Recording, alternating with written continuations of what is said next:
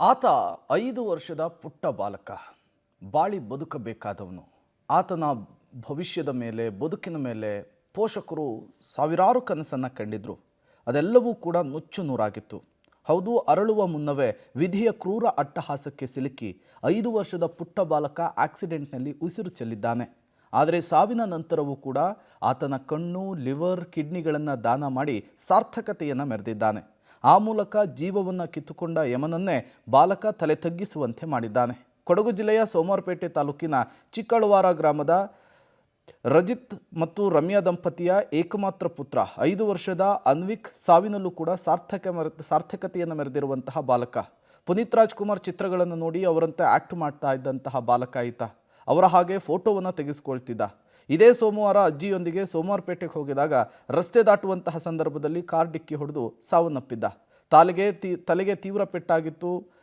4 ದಿನಗಳಿಂದ ಮೈಸೂರಿನ ಅಪೋಲೋ ಆಸ್ಪತ್ರೆಯಲ್ಲಿ ಟ್ರೀಟ್ಮೆಂಟನ್ನು ಕೂಡ ಕೊಡಿಸಲಾಗ್ತಿತ್ತು. ಆದರೆ ಮೆದುಳು ನಿಷ್ಕ್ರಿಯಗೊಂಡು ಚಿಕಿತ್ಸೆ ಫಲಿಸದೆ ಇಹಲೋಕವನ್ನು ತ್ಯಜಿಸಿದ್ದಾನೆ.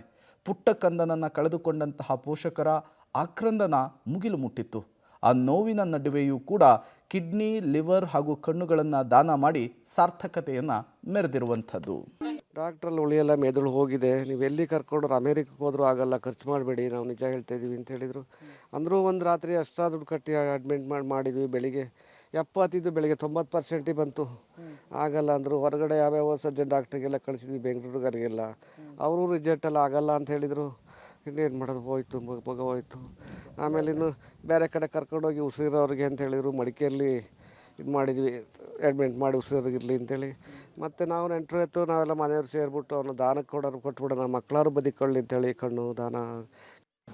ಅಜ್ಜಿ ತಾತ ಇಬ್ಬರ ಜೊತೆನೂ ನಮ್ಮ ಮನೆಗೆ ಬಂದು ವಾಪಸ್ ಇಲ್ಲಿ ಬಂದು ಬಸ್ ಇಳಿಬೇಕಾದ್ರೆ 12:45 ಬಸ್ ಇಳ್ತಾವೆ, ಗೌರ್ಮೆಂಟ್ ಬಸ್ಸು.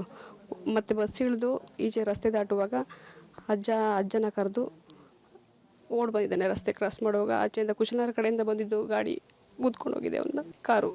ಅಷ್ಟೊತ್ತಿಗೆ ಅದೇ ಗಾಡೀಲಿ ಕುಶಲನಗರ ಹಾಸ್ಪಿಟ್ಲಿಗೆ ಕರ್ಕೊಂಡೋಗಿದ್ದಾರೆ. ಟ್ರೀಟ್ಮೆಂಟು ಅಲ್ಲಿ ಎಮರ್ಜೆನ್ಸಿ ಅಂತ ಹೇಳಿ ಆಮೇಲೆ ಅಪೋಲೋ ಕರ್ಕೊಂಡೋದ್ವಿ. ಅಲ್ಲಿ ಹೇಳುವಾಗ ಆಗೋದಿಲ್ಲ ಅಂತ ಹೇಳಿದರು.